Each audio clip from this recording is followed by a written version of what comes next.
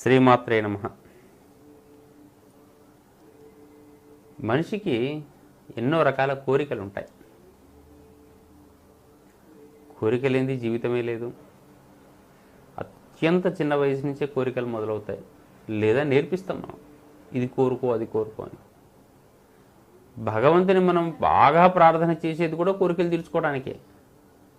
నీకు ఇప్పుడు భగవంతుడు ప్రార్థన వచ్చేసి కరుణిస్తే ఏం వరం కోరుకుంటావో చెప్పు అంటుంటాం. కోరుకోవటం, ఈ కోరిక కోరుకోవటం దాని వెనక మరి అది ఒకవేళ ఆ కోరిక తీర్చేది ఒకటి కనుక మనకు అనుకున్నది వచ్చిందనుకోండి, అది పొందే యోగ్యత నాకుందా లేదా మనకు తెలియదు. ఒకటి, ఇన్నిసార్లు కోరుకున్నా ఎంత ప్రయత్నం చేసినా ఒక్కొక్కసారి కోరికలు తీరట్లేవు. అది సామాజిక అవసరాలా, ఆర్థిక అవసరాలా, కుటుంబ అవసరాలా, వ్యక్తిగతమైన అవసరాలా, శారీరక అవసరాలా, మానసిక అవసరాలా, లేదా ఇంకేదైనా ఉద్యోగ అవసరాలా, ఏదో రూపం లోపల మనకు అనేక రకాల కోరికలు ఉంటూనే ఉంటుంటాయి. కానీ ఆ కోరికలన్నింటికీ కూడా రూపం రావట్లేదు. ఎందుకు రూపం రావట్లేదు? కోరిక అన్న తర్వాత దానికి రూపం రావాలి. నా మనసు కోరుకుంటుందంటే ఆటోమేటిక్గా దానికి రూపం రావాలి. మన కోరిక భగవంతుని కోరిక కూడా ఒకటే అయి ఉండాలి. ఆయన కోరుకున్నది మనం కోరుకున్నది ఒకటైనప్పుడు మాత్రమే మనం కోరుకోగానే వెంటనే తీరుతుంది. ప్లాంట్ నుంచి మనం పక్కకు వచ్చామంటే అది తెచ్చుకునేందుకు మన బలం ఎక్కువ కావాలి. భగవంతుడు ఇచ్చిందే చాలు అనుకుంటూ ప్రశాంతంగా వెళ్ళిపోయేటువంటి వానికి బాధ లేదు. భగవంతుడు ఇచ్చింది సరిపోవట్లేదు, నాకు ఇప్పుడు అనవసరంగా ఈ శరీరంతో నేను మమేకమై ఉన్నాను, ఈ కుటుంబంతో మమేకమై ఉన్నాను, ఈ ఆర్థిక అవసరాలు, ఈ సామాజిక అవసరాలు నా వెంట పడుతున్నాయి, నా శారీరక అవసరాలు నాకు ఇబ్బంది పెడుతున్నాయి, కాబట్టి నా కోరికలు లిస్ట్ ఇది, ఈ కోరికలు నాకు తీరాలి అని చెప్పేసి మనం మొదలుపెట్టామంటే డెఫినెట్గా దానికి తగ్గట్టుగా మనకు సంబంధించిన అంశాలు కొన్ని ఉండి తీరాలి. మనకు ఉదాహరణకు ఏదైనా వస్తువు కొనుక్కోవాలని అనిపించింది, మన దగ్గర డబ్బులు తక్కువైనాయండి. ఏం చేస్తుంటాం సాధారణంగా? డబ్బు వచ్చేంత వరకు వెయిట్ అన్నా చేయాలి, లేదా సంపాదన కోసం తీవ్రంగా కష్టపడినైనా పడాలి డే అండ్ నైట్స్. మూడవది పక్కవాడి దగ్గర అప్పు తెచ్చైనా చేయాలి. ఏదో రకంగా మనము ఆ డబ్బు తెచ్చి ఆ వస్తువు కొనుక్కొచ్చుకొని మనము అనుభవానికి మొదలుపెట్టాలి. అంటే నీ దగ్గర లేకపోయినప్పుడు నువ్వు మరొకరి దగ్గర తెచ్చుకోవటం అనేటటువంటి భావనకైతే ఒక క్లారిటీ ఉంది కదా మనకు. కోరిక కూడా ఇటువంటిదే. నా దగ్గర ఆ కోరికను పొందే శక్తి నాకు లేనప్పుడు నేను మరొక చోటు నుంచి శక్తిని తెచ్చుకుంటే ఆ కోరిక నాకు తీరుతుంది.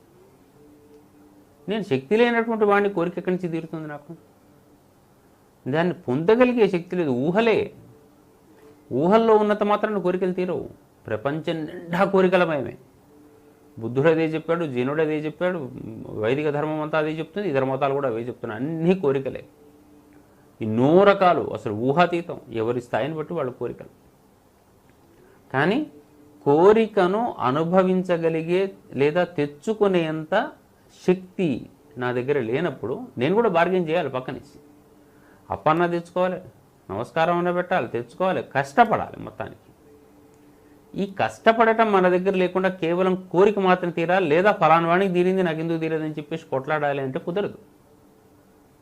అది సామాజికమైన, భౌతికమైన, లేదా ఆర్థికమైన, ఇంకే రూపంలోనైనా సరే ఒక వస్తువు కొనుక్కొచ్చుకోవడానికి పక్కవాడి దగ్గర డబ్బులు తెచ్చుకున్నట్టుగానే ఒక కోరిక తీరడానికి శక్తి తెచ్చుకోవాలి. శక్తి తెచ్చుకోవాలంటే శక్తి ఉన్నవాడి దగ్గర పోయి తెచ్చుకోవాలి. అది లేని వాడి దగ్గర ఏం అడుగుతాం మనం?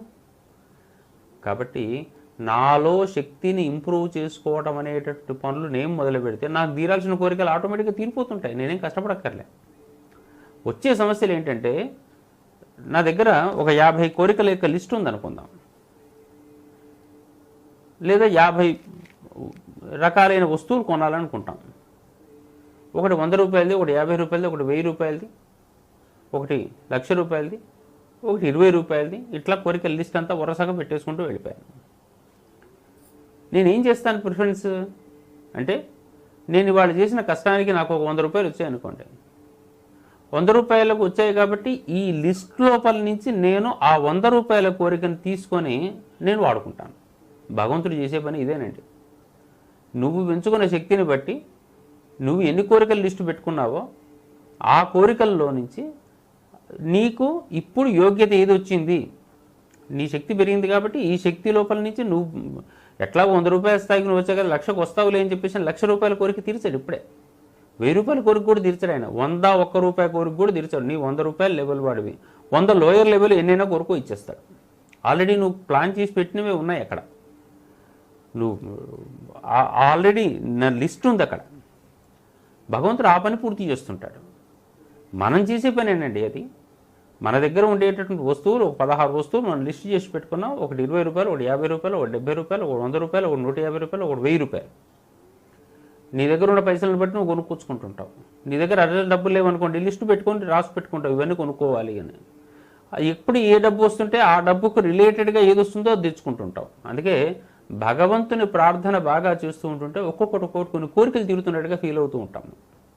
కారణం ఇదే, మనం శక్తి పెంచుకుంటున్న కొద్దీ ఆ శక్తికి రిలేటెడ్గా ఉండేటటువంటి ఆయా కోరికలు తీరుతూ ఉంటుంటాయి. ఆ తీర్చడం అనేటటువంటిది భగవదేచ్ఛ. ఎట్లా అంటే నువ్వు చేసుకున్న శక్తి ఎంత అనేది ఆయనకి తెలియాలి, ఆ లిస్ట్ ఆయనకి ఉండాలి. నేను ఈ పని చేస్తున్నా కుదరట్లేదు, పొద్దున్న లేదు సంధ్యావందనం చేస్తానంటే అయినా కానీ నాకు రావట్లేదు. ఇదంతా పుణ్యం పెంచుకునే మార్గాలు కావాలంటే నేను ఎంతమందికి ఉపయోగపడ్డాను, భగవత్కృతమైన కార్యాలు ఎన్ని చేశాను, నా శరీరానికి ద్వారా నా మనస్సు ద్వారా నేను సంపాదించే దాని ద్వారా నేను లోకానికి వినియోగపడ్డ విధానాన్ని బట్టి నా కోరికలు తీరుతాయి. అందుకని ఎన్ని జన్మల ద్వారానో ఎన్నో లిస్ట్ ఆఫ్ కోరికలు మన దగ్గర పెట్టుకొని రెడీగా ఉన్నామండి. ఈ జన్మలోనే మనకి ఎన్నో తెలుసు. ఈ లిస్ట్ ఆఫ్ కోరికలు తీరాలంటే శక్తివంతుడి దగ్గర కూర్చొని శక్తిని విపరీతంగా సాధించుకున్నటువంటి వ్యక్తికి ఈ 1,00,000 రూపాయల కోరిక కూడా ఇప్పుడే తీరిపోతూ ఉంటుంది. ఊహించలేము మనం. ఆ శక్తివంతుడి దగ్గర లేనటువంటి వ్యక్తికి సామాజికంగా ఆర్థికంగా వాడు బలోపేతుడైనప్పటికీ వాడి మానసిక అవసరాల కోసం 20 రూపాయల కోరిక కూడా తీరదు.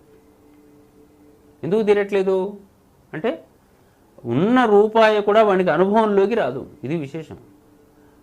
కోటీశ్వరుడి ఉండి శరీరానికి పారాలసిస్ వచ్చిన వాడికి ఏం అనుభవిస్తాడంటే, ఇట్లా మనం ఊహించేటట్టయితే కోరిక యొక్క తత్వం చాలా విశేషమైనటువంటిది.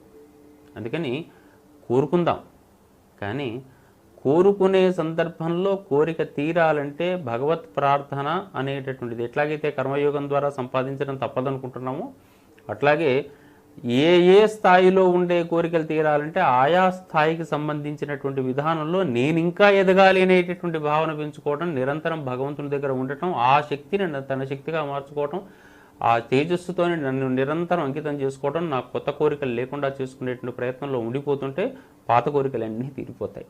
అసలు ఒక్కొక్కసారి ఎన్ని కోరికల లిస్టు మన మైండ్లో ఉందో కూడా మనకు తెలియదు. నేను ఒక పని చేస్తుంటే ఇంకోటి ఏదో వచ్చిందండి అనుకుంటూ ఉంటాం. ఇదంతా మనం ఆల్రెడీ పెట్టుకున్నటువంటి లిస్టు. ఆ లిస్టులన్నీ అయిపోవాలి. ఆ లోపల ఉండే ఫ్రేమ్స్ అన్నీ అయిపోతే తప్ప మన ఆలోచన విధానం మారదు, మనం భగవంతుడితో మమేకంగా ఉండే విధానం మారదు. కాబట్టి కోరికను జయించాలంటే శక్తివంతునితో నిరంతరం కలిసి ఉండి ఆ శక్తిని సముపార్జిద్దాం, కోరికలు తీర్చుకుందాం, కోరికలు లేని స్థితికి వెళ్దాం. శ్రీమాత్రే నమః.